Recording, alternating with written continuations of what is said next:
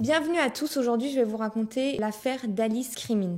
Cette affaire a lieu à New York dans les années 1960. Alice Crimmins est une femme de la trentaine qui est divorcée, elle est en instance de divorce avec son mari, qu'elle a viré de chez lui, donc maintenant elle vit seule avec ses enfants. Les deux se battent pour avoir la garde des enfants. Ils ont donc deux enfants, Missy qui est âgée de 4 ans et Eddie qui est âgé de 5 ans. Alice, c'est une femme qui aime prendre soin d'elle, elle a toujours une apparence au top, elle aime s'amuser dans la vie, elle a des amants et elle adore faire la fête, donc elle sort régulièrement. C'est vraiment une femme qui a une vie personnelle très libre et ça dérange énormément la société. La vie d'Alice va aussi avoir un impact considérable dans la manière dont l'enquête va être menée.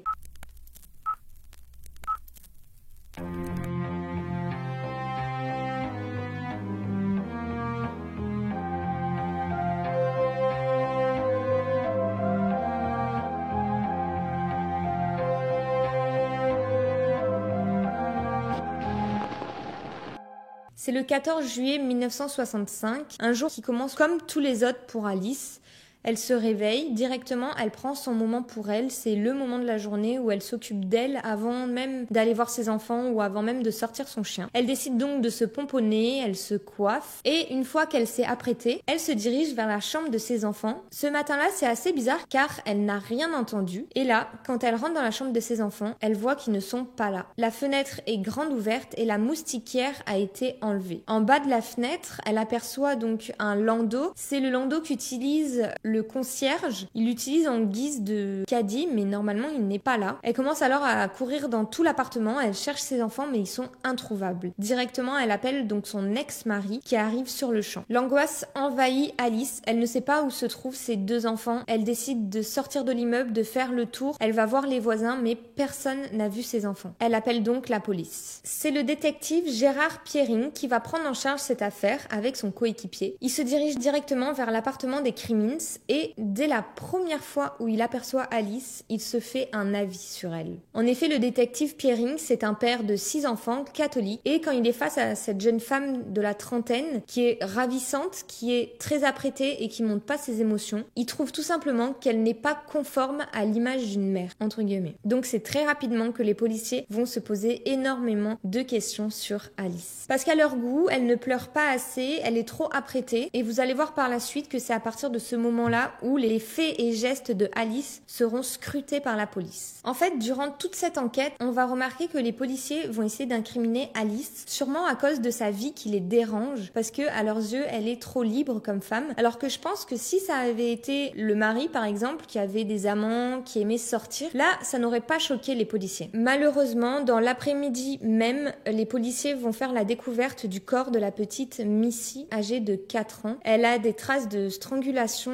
Elle est aussi dénudée, il lui manque son bas de pyjama et elle a reçu énormément de coups. En fait, elle est vraiment massacrée. Mais les policiers vont avoir la bonne idée de pas prévenir Alice qu'on a découvert le corps de sa fille, mais de l'appeler et ils demandent à Alice donc de la suivre, qui vont l'amener quelque part. En fait, les policiers veulent voir la réaction en direct d'Alice, donc encore une fois, il y a énormément de doutes. La seule chose qu'ils vont retenir, c'est que durant le trajet, Alice, qui ne savait pas où elle allait, elle s'est remaquillée et ça va choquer les policiers. Malheureusement, quand Alice va découvrir le corps de sa fille, elle va complètement tomber dans les pommes. Mais ça choque moins les policiers. Eux, ils restent vraiment sur l'idée que elle s'est remaquillée dans la voiture. De plus, on a certains témoignages de policiers qui disaient « Si ma femme me trompait comme Alice le fait, je l'aurais déjà tuée ». Donc en fait, on voit vraiment que les policiers, ils s'intéressent plus au comportement d'Alice que au corps des enfants qu'ils ont retrouvés. En plus, on peut noter qu'Alice et son ex-mari sont donc dans la demande d'un divorce. Ils se bagarrent un peu la garde des enfants. Donc les policiers auraient pu aussi beaucoup suspecter l'ex-mari. Comme par hasard, les enfants disparaissent de chez Alice. Enfin bref, c'est quelques jours plus tard qu'on retrouve aussi le corps du petit Eddie. Lui, malheureusement, on ne peut pas déterminer la cause de sa mort car il est dans un état de décomposition trop avancé. Les premiers suspects, donc vous vous en doutez, ça va être les parents. Donc ils vont suivre un interrogatoire et ils vont expliquer la journée donc de la veille de la disparition des enfants. Pour Alice, elle explique donc que tout s'est passé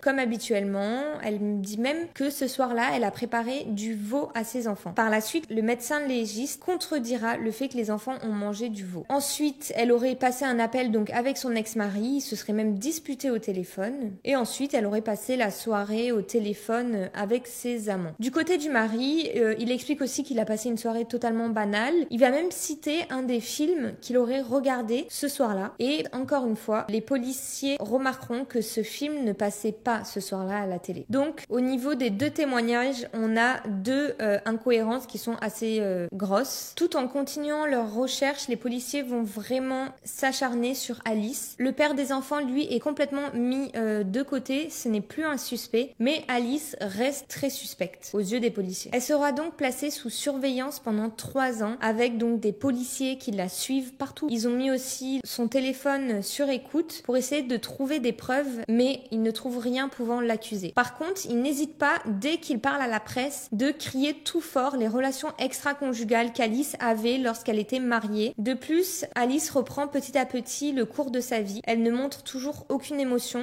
et aux yeux des policiers, elle n'est toujours pas assez triste. Elle continue à sortir et elle fréquente ses amants. Pour essayer de faire un peu bouger l'affaire, les policiers vont faire passer à Eddie, le père donc des enfants, et à Alice, le détecteur de mensonges. Tout est bon pour le père durant son interrogatoire, mais lorsque les policiers font passer le détecteur de mensonges à Alice, en plein milieu, elle fait une crise, elle arrache tout et elle décide de partir. C'est le 13 septembre 1967 que le détective Piering arrête Alice pour le meurtre de sa fille. La famille d'Alice paye sa caution et elle est donc libre jusqu'à son procès. En 1968, elle est donc jugée et l'accusation présente 2 témoins à la barre. D'abord, nous avons Joseph Roresh, qui est un ancien amant de Alice, qui va donc témoigner comme quoi Alice lui aurait expliqué qu'elle aurait tué sa propre fille et qu'étant donné que son fils était témoin du meurtre, elle aurait engagé un homme de main pour supprimer son fils. L'autre témoin, c'est Sophie Eromiski. C'est une voisine d'Alice et elle témoigne en expliquant que durant la nuit du 13 au 14 juillet, elle aurait aperçu Alice, un homme et un petit garçon monter dans la voiture et l'homme aurait mis un gros pack à l'arrière de la voiture. À côté de ça, Alice, durant son procès, va choquer tout le monde. Elle garde un regard assez méprisant et très colérique. Elle va notamment insulter son amant lorsqu'il témoigne contre elle, ou encore la deuxième témoin, donc sa voisine. Faut savoir que sa voisine, par la suite, son témoignage ne comptait plus parce qu'en fait, après plusieurs enquêtes, on a découvert que cette femme